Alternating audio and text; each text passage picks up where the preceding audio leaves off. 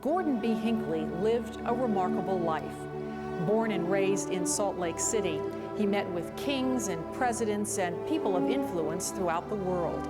He was a man of great intellect with a wonderful sense of humor, a natural leader, a man of vision, and of great faith.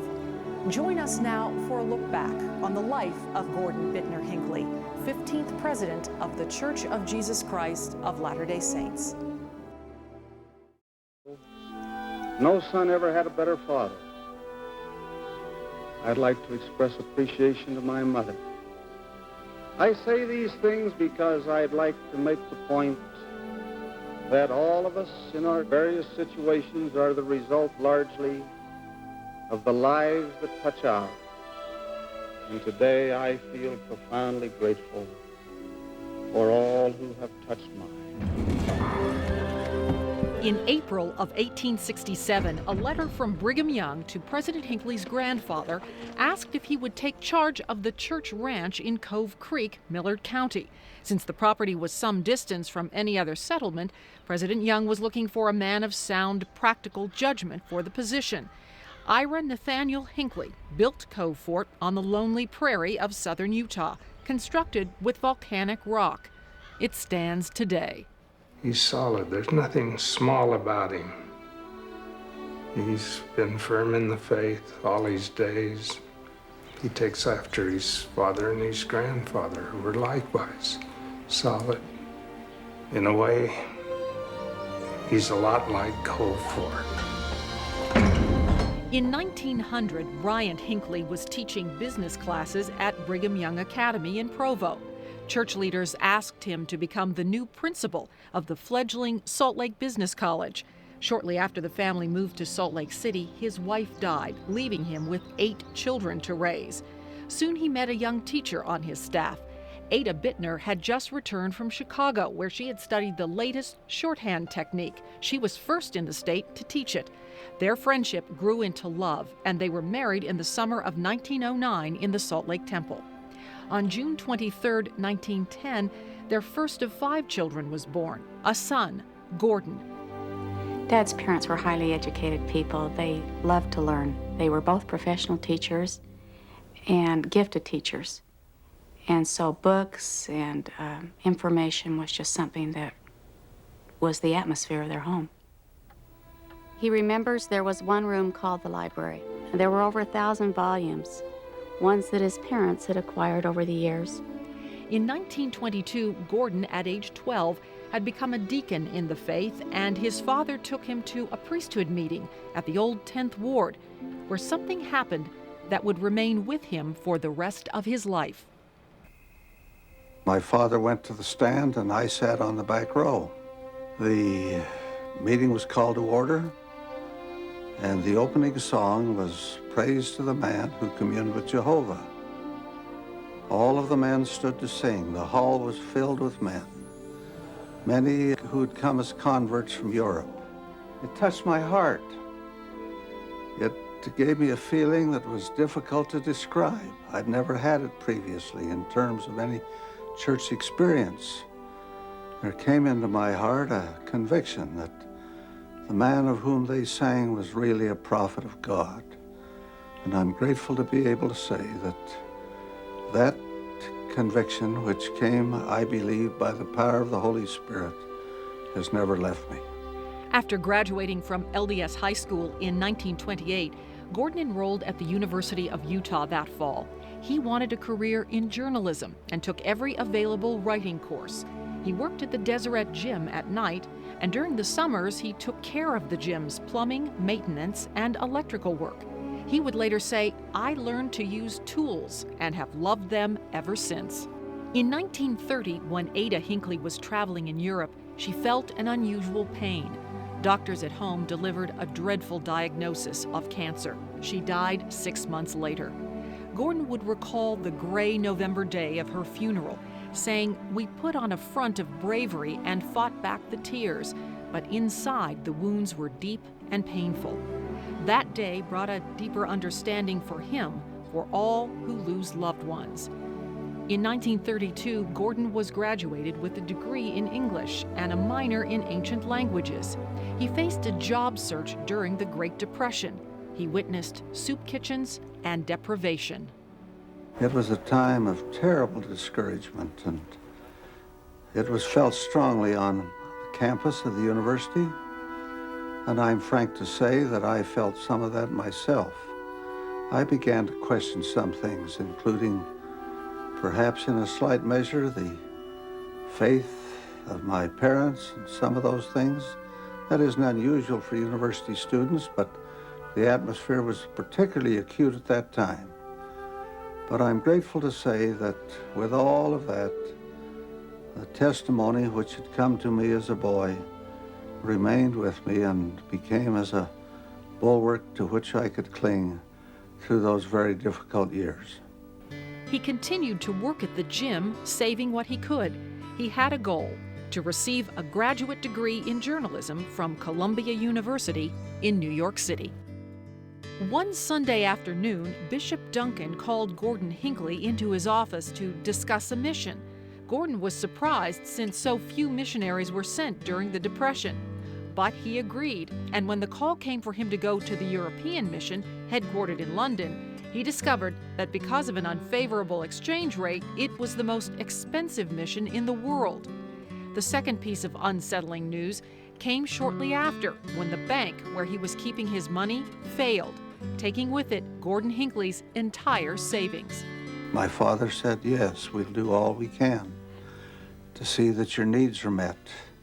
And he did so, and my brother, who was working, augmented that with some of his own resources. And a little more was needed, and we discovered that my mother had established a little savings account from the coins she received in change when she bought groceries and did other shopping, and that filled whatever gap there was. And I always considered that money, which she had saved so meticulously, as sacred, and so regarded it. He left Salt Lake City on June 20th, 1933, and traveled by rail for 3 days to New York. There he boarded the SS Manhattan, bound for England. Once he arrived at the mission home in London, Gordon was assigned to Preston in Lancashire, 200 miles north. He recalled that it was a lonely trip. His companion met him at the station, took him to their living quarters, and then announced they were going into town to hold a street meeting. I was terrified. I stepped up on that little stand and looked at that crowd of people who'd gathered. They were dreadfully poor at that time, in the bottom of the Depression. They looked rather menacing and mean. But I somehow stumbled through whatever I had to say. When I arrived there, I was not well. I felt I wasn't getting anywhere in the missionary work, and I became discouraged. I wrote a letter to my father and said, I'm wasting my time and your money. I don't see any point in my staying here. And in due time, a letter came back from him in which he simply said, Dear Gordon, I have your letter of such and such a date. I have only one suggestion. Forget yourself and go to work. With love, your father. I pondered that, and the next morning in our scripture class, we read that great statement of the Lord. He that saveth his life shall lose it. He that loseth his life for my sake and the gospel shall find it. It touched me. That statement, that promise, in conjunction with my father's letter, prompted me to go upstairs in the little bedroom at 15 Wadham Road, Preston, Lancashire, where we lived, and get on my knees and make a covenant with the Lord that I would try to forget myself and go to work. I count that as the day of decision in my life. Everything good that's happened to me since then, I can trace back to the decision I made at that time. He served for 5 months in Lancashire. Then Elder Hinckley was transferred to the European Mission Office in London, where he became assistant to Elder Joseph F. Merrill, an apostle who presided over all of the church's European missions. Elder Hinckley recalled, "I returned home worn out, weighing 126 pounds, and said that I had no desire to ever travel again." His mission president asked him to meet with the First Presidency and report on conditions and needs in Europe. One morning, he went to the administration building and met with President Heber J. Grant and his counselors, J. Reuben Clark and David O. McKay. He remembers that President Grant told him he could have 15 minutes, but when they began to ask questions, the meeting went on for more than an hour. Several days later, President McKay called and offered Gordon a position with the church, producer and secretary with a new committee, radio, publicity, and mission literature. That committee was made up of 6 members of the Quorum of the 12. Elder Stephen L. Richards was chairman. From his office came hundreds of scripts for radio, film strips, and motion pictures. He literally pioneered the use of media for the church. When I first met him, I thought he was a very unusual man. He was different. Everything he did with a little flair that was typical of him and no one else. He was a lot of fun, but he had wonderful integrity. He never had to worry about what he said or what he did. Marge and I were married April 29, 1937, in the Salt Lake Temple. Stephen L. Richards of the Council of the 12 officiated at our sealing. It was a very impressive ceremony. We moved to the little summer home which my father had, and we fixed it up, put a furnace in, some insulation, made it tight and comfortable, and there we lived for the first 2 or 3 years of our marriage. Before his marriage, Gordon Hinckley had already served on the Liberty Stake Sunday School Board and as Stake Sunday School Superintendent. Now he received a new call to serve on the church's Sunday School General Board. Gordon Hinckley was just 27 years old. During the next 9 years, he would travel and create a course of study on the Book of Mormon, which church members throughout the world would use for the next 25 years. The Radio Publicity and Mission Literature Committee pioneered the use of media in spreading the gospel and in telling the story of the church. I think we did some highly significant things in those days. Kathleen, the Hinckleys' first child, was born, and Gordon began digging footings for a new home he would build on their property in East Mill Creek. By the time Richard, their second child, was born in 1941, their new home was ready.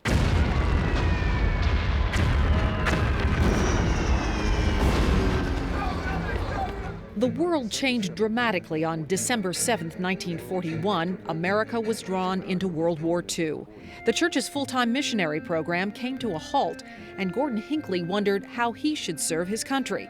He went to a naval recruiting office and applied for officer training shortly after the attack on Pearl Harbor. But the Navy rejected him because of a history of allergies and asthma. But he still wanted to help with the war effort. So he got a job as assistant superintendent at the Salt Lake City Union Depot and Railroad Company. He was station master and supervised a large flow of traffic through the city. The railroad company liked its new young, energetic employee, and after several months, Gordon Hinckley was transferred to the head office in Denver, where he became assistant manager of mail, baggage, and express traffic for the entire system. The Hinckleys moved to Denver, where Virginia, their third child, was born. Gordon now found himself on a career path that could have altered the course of his life. One day after the war ended, he stopped at the church offices to see his mentor, Elder Stephen L. Richards, who asked him to come back. The church, Elder Richards said, needed Gordon's help with its newly reopened missionary work. The decision to resign from the railroad was a difficult one, he said, because they treated him so well. Managers suggested he take a 90-day leave and return if he wanted.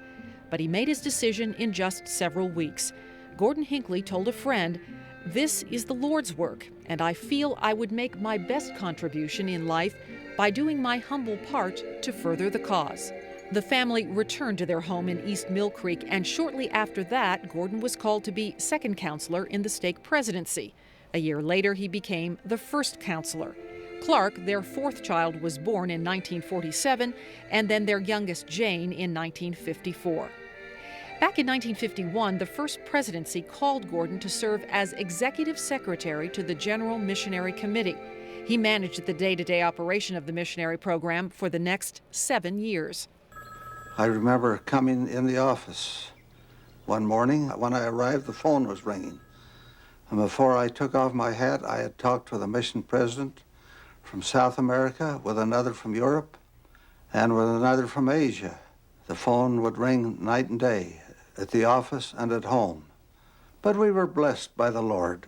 Early Sunday morning, October 28, 1956, members of the East Mill Creek Stake started filling the seats of the granite stake tabernacle. A large stake would be divided.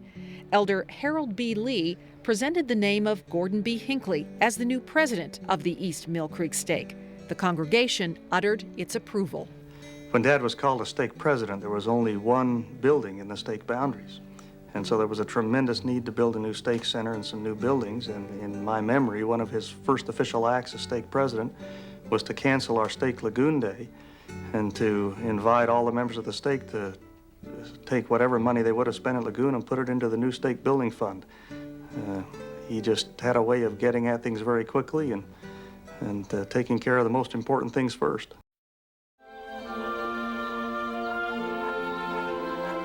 I remember the Saturday of April conference, 1958, very well. The phone rang. I answered it. It was President McKay on the phone. I recognized his voice. He did not identify himself. And I ran out in the yard where Dad was working and got him and followed him in and watched his reaction. He said, in essence, "Yes, sir, I'll be right there." And silently went immediately to his room, showered, changed his clothes, and was gone. And the next time I recall seeing him was on the stand at General Conference the next day when he was sustained as the General Authority and assistant to the 12. Since President McKay spoke with me late last evening, I have been wondering about the road that led here. I know that I have not come that road alone. And I feel very grateful for the many men and women who have helped me.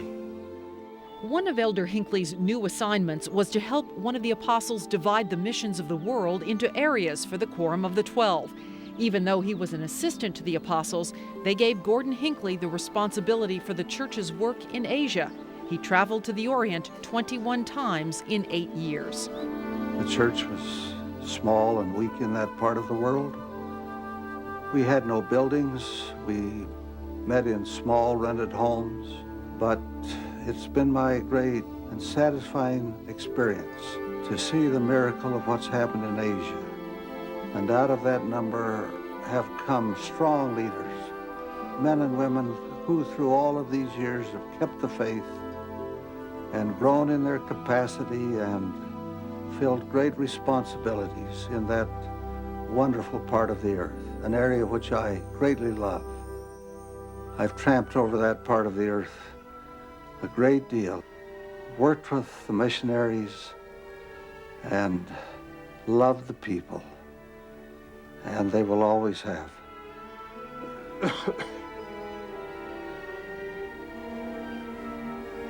I love them. I'm so grateful for the people of this church.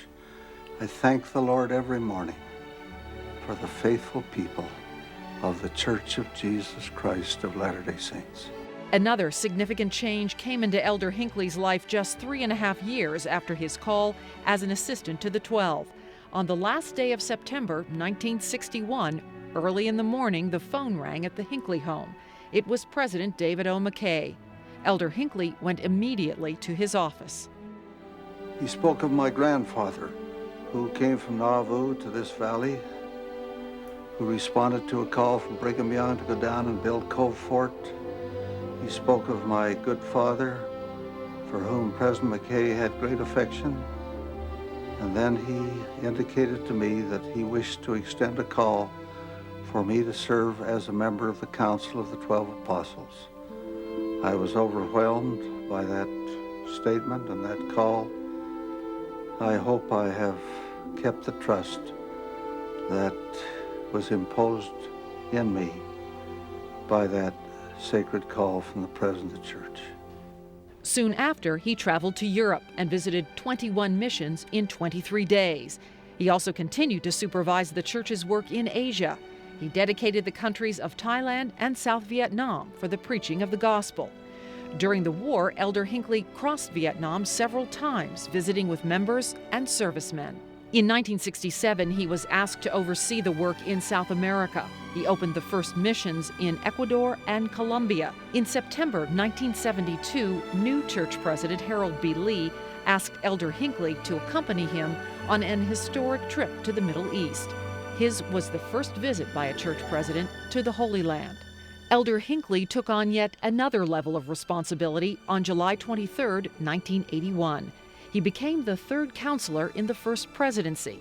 Shortly after that call, President Kimball's health deteriorated, then President Tanner died, and President Romney's health failed. The day-to-day responsibilities of the office of the first presidency fell upon his shoulders by the end of January 1983. It was a very heavy and overwhelming responsibility. It was an almost terrifying load at times. We consulted with our brethren of the 12 constantly and frequently, but with all of that, there were times when I felt overwhelmed, and I recall on one particular occasion getting on my knees before the Lord and asking for help in the midst of a very difficult situation. And there came into my mind those reassuring words, "Be still and know that I am God." I knew then that this was His work, that He would not let it fail, that all we had to do was work at it and do our very best, and that the work would move forward without let or hindrance of any kind. President Ezra Taft Benson called Elder Hinckley as his first counselor in 1985. In 1994, he once again became first counselor, this time to President Howard W. Hunter. And on March 13, 1995, Gordon Bittner Hinckley met with reporters as the 15th president of the Church of Jesus Christ of Latter-day Saints. His fellow church leaders agree. No man rose to become church president with such preparation and experience. For his entire life, Gordon B. Hinckley was taught, molded, refined, and prepared to lead his church. For 14 years, he sat in the council of the First Presidency, and then it was his turn. To millions, the prophet, seer, and revelator, 15th president of the Church of Jesus Christ of Latter-day Saints. His biographer, Sherry Dew, says President Hinckley had unprecedented training in his early years, which would serve him invaluably later in his life. Many of the brethren have said to me, there probably is no one in this dispensation who has been more intimately involved with how we share our message than has President Hinckley. He has native gifts, he has marvelous gifts of expression, but he's been practicing since he was 25. I do love this land. I do love the people of this land. I feel a peculiar affection for the people of this land. This is London. I like to even think of it as my London. And I just feel at home here, and at ease here, and one with you in this great and significant place. He chose England as his first international trip. Meeting and greeting large groups of church members, he spoke of his love for them and their country, and he made his way to the village of Nelson in Lancashire, where he worked as a missionary with a man named Bob Pickles. What are you doing in your spare time? Don't have any. Sleeping. Honestly, I don't know how you manage to keep these jobs. Well, I tell you what you do, Bob. You go to bed every night. Aye, yes. But you be sure that you get up the next morning. Oh, is that what it is? That's what it is. They reminisced. Bob teased the president about his thinning hair. They laughed over old times. If we don't see you again in this life, we'll see you in the next. Oh, definitely. It was difficult to part.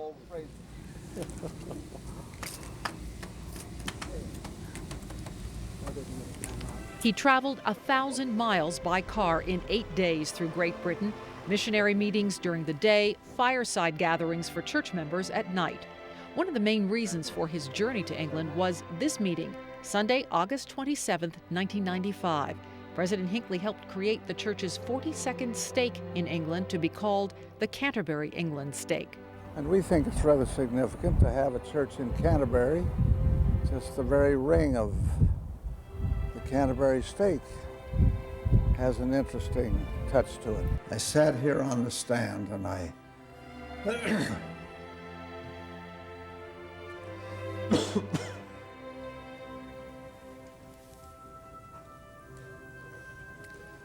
had difficulty holding back the tears. I feel such a sense of love for the people who are here, the members of the church in these islands. I love them. I love you.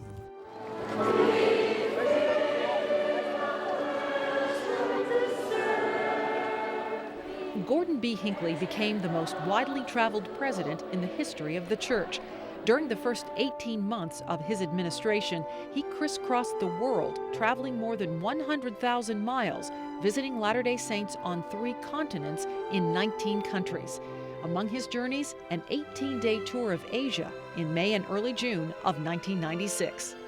East is east and west is west, as Kipling says. I've experienced where the twain meet. He spoke to great throngs of church members, many of them seeing him for the first time. But he also took time to visit areas with fledgling congregations, believing that before long, these small groups would become much larger. I've spoken so much in the last few days that I've about lost my voice. President Hinckley's pace was nonstop. He was determined to see the saints. After all, it was a culmination of his ministry. Now we have stakes, wards, many chapels in this part of the world, a temple in Taipei, a temple in Seoul, temple in Tokyo, and now a temple in Hong Kong. And in Manila, fulfillment of my dreams of many years. President Hinckley also became the first church president to visit Cambodia. More than 400 people of many faiths turned out for an evening meeting in a Phnom Penh hotel. The next morning, he dedicated the land of Cambodia for the preaching of the restored gospel of Jesus Christ. He then flew to Vietnam, Ho Chi Minh City. It was during the war that he stood on top of a hotel and dedicated the land of South Vietnam. He then met with 26 Latter-day Saints, Ho Chi Minh City LDS branch. A few were native Vietnamese. Next stop, Hanoi, where he greeted officials of a hospital who came to thank him for the church's humanitarian aid. And another first for a church president, a meeting in Hanoi with 19 Latter-day Saints, ending with an addendum to the prayer now dedicating North Vietnam. Next, an arena filled to capacity in the Philippines. More than 30,000 people waited hours to see him. Did he ever dream he would return to see so many? No. But I had confidence that there was a great work for us to do here and that it would be fruitful. He counseled them and blessed them. And when he left, he was amazed. It's a miracle. This is really a miracle. What you see here is a miracle. And I don't like to use first pronoun singular, but I've seen it all.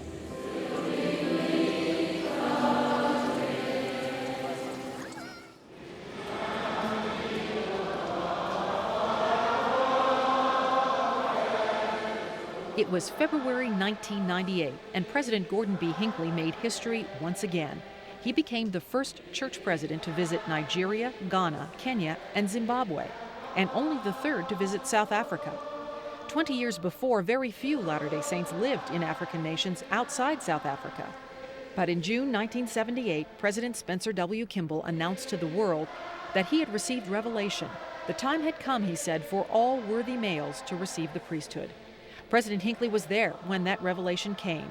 He told a meeting of 12,000 in Nigeria. What a marvelous thing that was. I was present when it happened. I'm an eyewitness to what happened. We were in the temple in Salt Lake City, kneeling before the Lord in prayer when that manifestation came. On to Ghana, where he made a surprise announcement. We approved the purchase of a beautiful piece of ground on which we proposed to build a temple in Accra, Ghana.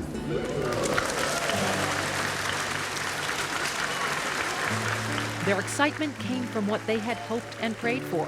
Like the Nigerians, whole congregations in Ghana had waited. We're all alike unto our Father in heaven. There is no discrimination in His sight. We're all His sons and daughters. Be all right if I stand, Bruce? Where are you? From the beginning, it was clear the Hinckley administration would be different from the last few, different in vitality and candor with the media. At his first news conference, 10 days after becoming church president, a reporter asked President Hinckley about his health. He was then nearly 85. I spent one night in the hospital. In my life, I was past 75 when that occurred. Another asked him about moving the church into the forefront. We go where we're permitted to go, when we're permitted to go. And we will be alert to every opportunity that becomes available to us. And President Hinckley would take many opportunities to face cameras around the world. His access to the media was unprecedented in the history of the church. In 1996, President Hinckley agreed to an interview with Mike Wallace for the highly rated program 60 Minutes. Wallace had approached him during a media luncheon at the Harvard Club. Before the segment aired, he spoke at General Conference and described his decision to grant the interview. If it turns out to be favorable, I will be grateful. Otherwise, I pledge I'll never get my foot in that kind of a trap again. His easygoing sense of humor won the day. They hit it off. So much so that Mike Wallace wrote the foreword to President Hinckley's book, Standing for Something. It became a bestseller. In 1998, he again ventured into the national arena with an invitation to be on Larry King Live. We never speak negatively of other churches. We say to people, you bring all the good that you have and let us see if we can add to it. And once again, Christmas Eve, 1999. This time, Larry King came to Salt Lake City.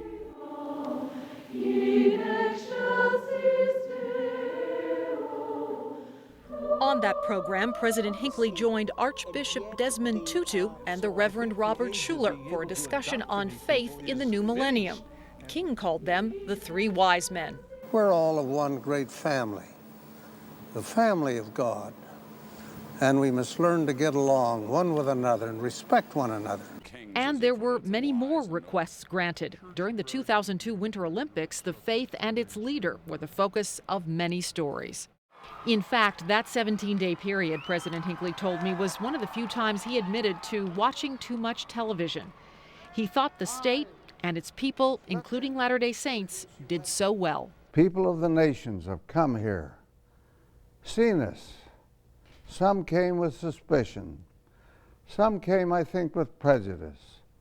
I think they left with appreciation and respect. Were you worried throughout this Olympic Games that some attack or some problem might occur? I had no fear concerning that. Interestingly enough, I just felt everything would go well. And it did. Of course, tremendous precautions were taken, and I think no one resented that. President Hinckley has said he always welcomed an opportunity to talk about the church and its members. I have seen him win over one group of reporters after another. But again, he embodies a kind of respect for other people, and he projects as a real person who will talk about real issues and real life, and I think that surprises people. In turn, President Hinckley said he was very supportive of the media. I believe that no nation will rise to great heights without having as a part of its national policy freedom of the press, freedom of assembly, and freedom of worship. They've been very good to me, very kind. They really have. They've been very generous with me. I have no complaints. He's so comfortable talking about who we are and what we believe. There's no defensiveness in him. There's no sense of needing to explain or defend who we are. And he expresses himself so well that when you put all that together, I think that the statement that's being made to the world is different than the statement we've made in the past. It's more open. In the summer of 2005, President Hinckley embarked on a world tour, flying from Salt Lake City to Anchorage, Alaska, and then on to Vladivostok, Russia. 200 Latter-day Saints gathered in a meeting house to greet him. He began his long journey with words of inspiration. I believe with all my heart that the time will come when we will have thousands and thousands of members in this part of this great nation of Russia. President Hinckley immediately left for Seoul, South Korea, where a big celebration was already underway.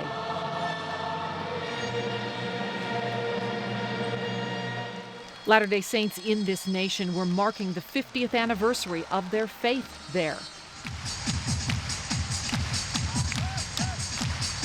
From culture to sports, Taekwondo, all ages and those of different levels of talent and skill had a chance to perform.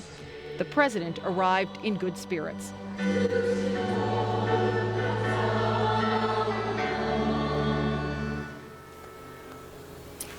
I want you to give a good talk. That interpreter is the man who translated the Book of Mormon into Korean. President Hinckley told the members he first traveled there in 1960. The church had only one vehicle in those days. I remember the day that the American government gave 100 motorcycles to the Korean police. And on that day, we were riding about Seoul, and we were arrested 3 times. 우리는 3번이나 체포당했습니다. Those police just loved to hand out tickets. President Hinckley told them he had a special place in his heart for the Korean saints. May heaven smile upon you. 하늘이 여러분을 향해서 미소하시기를, 웃으시기를 기원합니다. And may your lives be long and filled with gladness. Okay. 감사합니다. 감사합니다.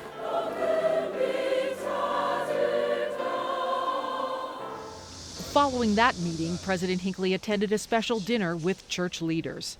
How the Lord has blessed this great nation of South Korea. Please know my great love. 제가 여러분을 향해서 갖는 큰 사랑을 받아주시기 바랍니다. I'll never forget you. 여러분을 절대로 잊지 않습니다. I never have. 한 번도 잊은 일이 없습니다. You look so beautiful to me. He pronounced a blessing upon them and their country.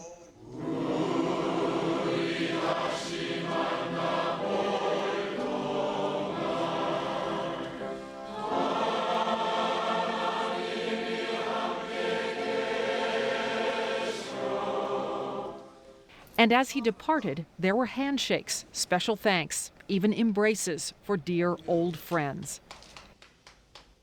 President Hinckley's next stop was Taipei, Taiwan. He met with several thousand church members. He told them it was a blessing for him to be at the dedication of a new meeting house. There are 38,700 members in Taiwan now, but President Hinckley reminded them that when the first chapel was built on this property decades ago, there were only a handful. I invoke the blessings of heaven upon you and express my love to you in the sacred name of Jesus Christ. Amen. And as always, a special goodbye. Bye. From there, President Hinckley went on to Hong Kong, truly a spectacular sight from Victoria Peak on Hong Kong Island. 7 million people live there. In the midst of the city sits a new building belonging to the Church of Jesus Christ of Latter-day Saints, a high-rise, 13 stories with 3 chapels, a family history center, offices, and housing for area church leaders. 22,000 Latter-day Saints live in Hong Kong now, in this city with few Christians. Excitement filled the air for President Hinckley's arrival. Hundreds queued 3 hours before the building dedication. President Hinckley toured the building before the service, greeting rooms full of smiling saints.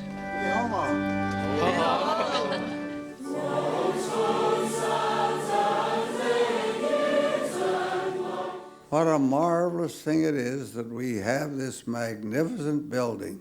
Whoever dreamed a few years ago that we would have such a place as this? President Hinckley wished for them peace, saying he wanted to embrace each one. Please accept of our love. 請大家接納我哋嘅愛。 And God be with you till we meet again. 願主同在，直到大家再相會。 Joaquin, my good friends. From there, President Hinckley traveled to New Delhi, India, for a meeting with the saints.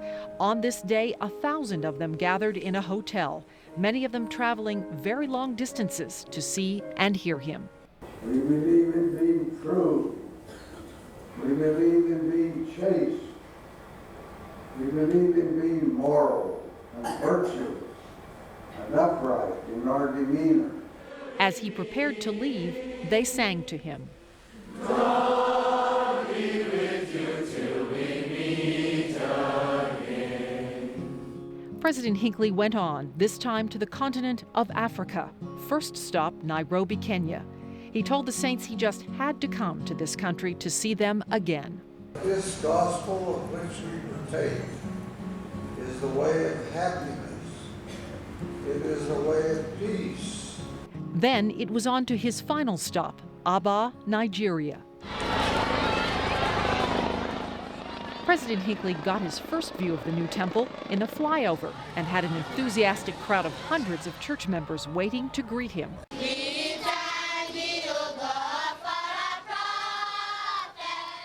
The greeting continued when he arrived on church property with a new temple, a stake center, and an office building with guest rooms.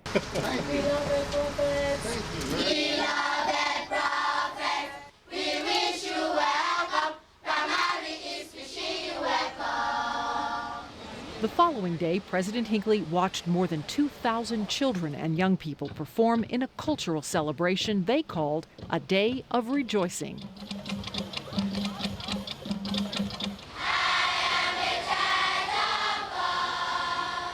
At the conclusion, there was a gift for President Hinckley, one that allowed him to join in. I have tremendous confidence in our young people. In Nigeria, all over Africa, all over the world, we've never had a better generation of young people than we have today, while at the same time, we've never had a generation that faced more serious and difficult problems.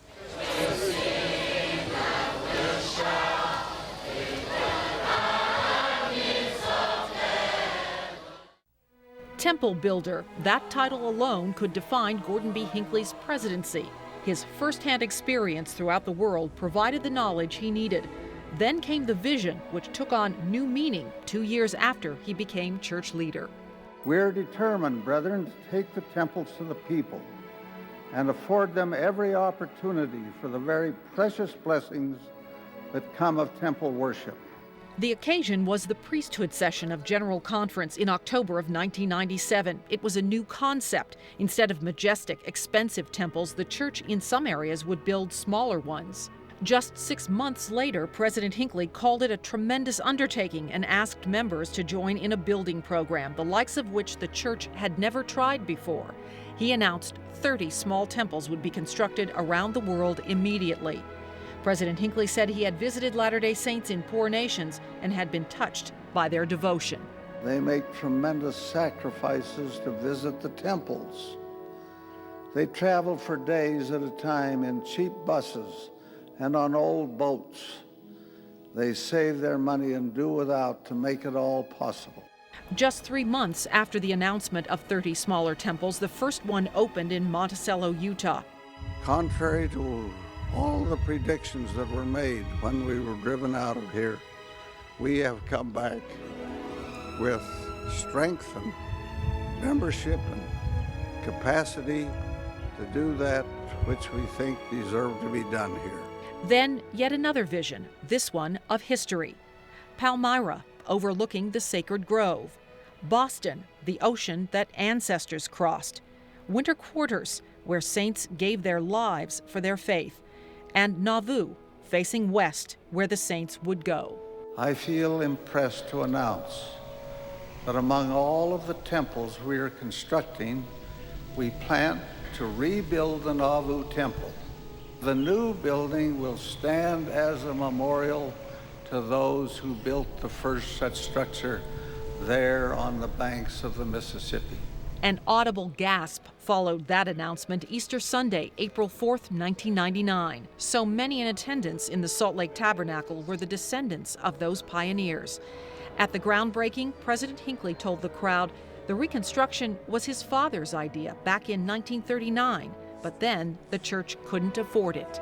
But I'm counted something of a strange and wonderful coincidence that I've had a part in the determination to rebuild this temple. The Salt Lake Temple faces east, and as I think of the events of today, I see these two great structures facing each other across a major part of the continent and bonded together in a common purpose for the good and blessing of the work of the Lord. That day was historic on many levels. The dedicatory services gathered the largest worldwide audience in the church's history. The first service took place on the same date, June 27th, and at the same hour when Joseph Smith and his brother Hiram were shot to death at Carthage Jail in 1844. There will be with us today an unseen audience. I feel confident of that, and that Joseph Smith will be in that audience, and Hiram Smith will be in that audience. This church is in a hurry to get its work done. We've got a big job to do. We've got to do work for the whole world, and we don't have forever to do it. We're in a hurry. Nigerian Latter-day Saints arrived Sunday, August 7th, 2005 for an event they had looked forward to for years, the dedication of their temple, the third on the African continent, the first in Johannesburg, South Africa, and another in Accra, Ghana. There isn't a place I've been across this broad world that I have not met people whom I love.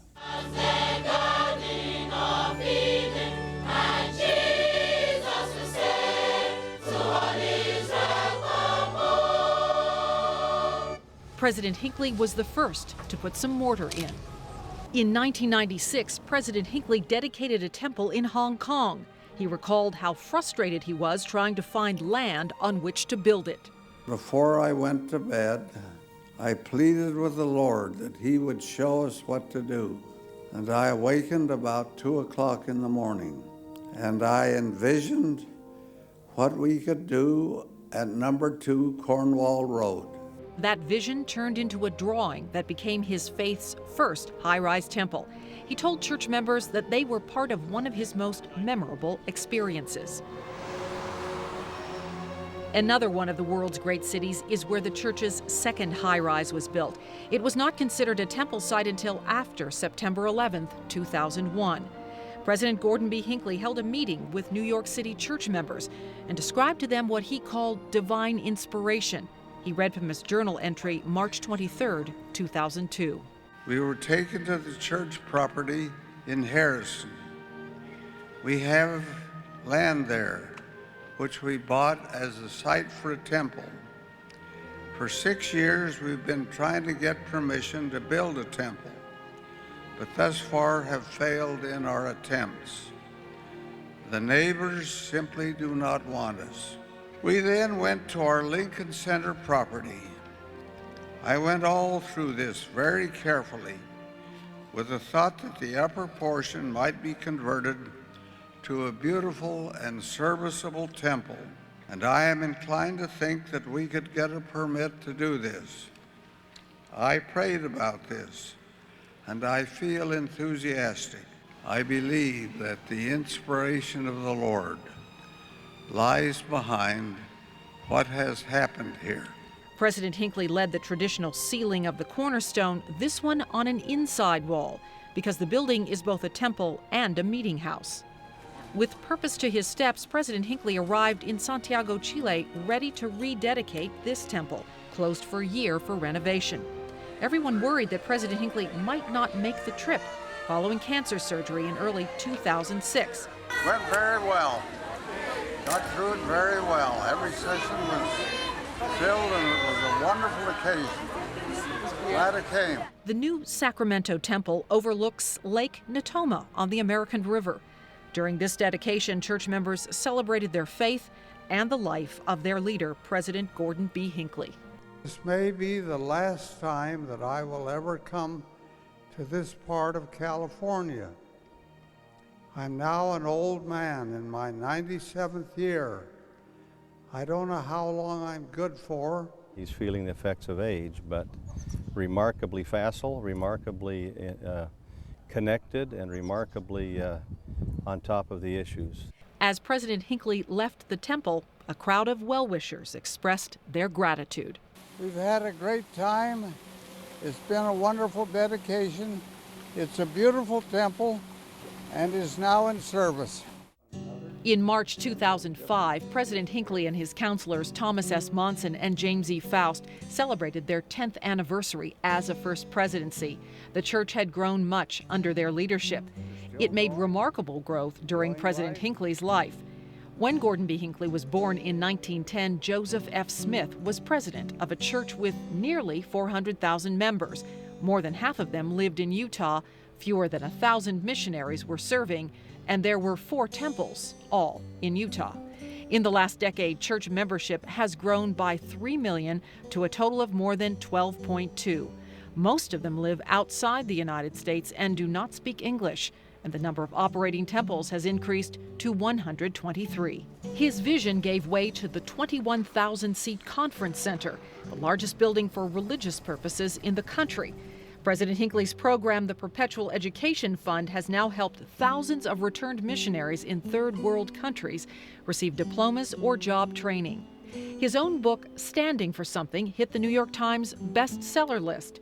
Humanitarian aid reached an all-time high with $641 million in assistance, $105 million for emergency response in 111 countries. Under his direction, clean water systems have been installed for 1.1 million people in 40 nations, and $3 million donated to the American Red Cross to vaccinate African children against measles. We should all be friends, a phrase familiar to Latter-day Saints from their leader, President Hinckley. He's referring to people of other cultures and faiths. Some of them think of him that way. There's a very statesman-like quality about President Hinckley. He's constantly reaching out to others, and that's just a wonderful thing in the leader of a world church. I think the relationship is one of real respect and friendship. Rabbi Benny Zippel received an invitation from President Hinckley to meet the First Presidency when he moved to Salt Lake City. And in that meeting, he told me that he believes very strongly in what we do and what we stand for, and that throughout my entire tenure here in Salt Lake, I should always and forever consider him a friend. And I must tell you that he has lived up to every word. Members of the Calvary Baptist congregation echo that same sentiment. He has always been with us a fair person, one who was willing to listen and to consider the task that was best and the needs that was best for the community. And so I consider him a friend, a person who we can get things done with. Pamela Atkinson agrees about the getting things done in the community. She believes Gordon B. Hinckley has changed many people's perceptions about his church. What President Hinckley has done is to reach out and say, Goodness me, we're all human beings. Let us look past the differences in some of our beliefs, and let's look at some of the similarities, and let's reach out in love and friendship to one another. His biographer, Sherry Dew, calls him unique, church leader and common man, spiritual with the ability to laugh at himself, and a savvy businessman. His philosophy is things will work out. You get on your knees and plead for help, and then you get on your feet and go to work. And so consequently, you walk out of his office thinking, okay, we're probably doing better than we think we are. When I think of the wonders that have come to pass in my lifetime, more than during all the rest of human history, I stand in reverence and gratitude. He always credited the Lord for preserving him and said he looked for guidance in every step, never worrying about his legacy. All I'm interested in doing is doing all I can while I'm still able to do it to get the work done. And what I'm remembered for doesn't matter a bit. But President Hinckley always considered his ministry a work in progress. So much to do, so little time, as Madame Curie said. Yes. No, there are many more things I'd like to see accomplished. And we'll get some of them done, and some of them we may not get done. But my successor will carry on, and there'll be no problem. I know that God, our eternal Father, lives, and that he stands at the head of this work. I know that Jesus is the Christ, the Redeemer and the Savior of the world, and that he is the living head of this church, whose name it bears. I know that the conversation which took place between the Father and the Son and the boy Joseph was as intimate and as real as is my conversation with you. That the Book of Mormon is true, that the priesthood is upon the earth, that this is the work of the Almighty, and that its great challenge and destiny lies ahead of it, and that it will continue to move forth until it has accomplished the mission for which the Almighty has outlined for it. I'm grateful for that testimony. I love the work. I love the faithful people of this church, and I leave my blessing with them. In the name of Jesus Christ, our Redeemer, amen.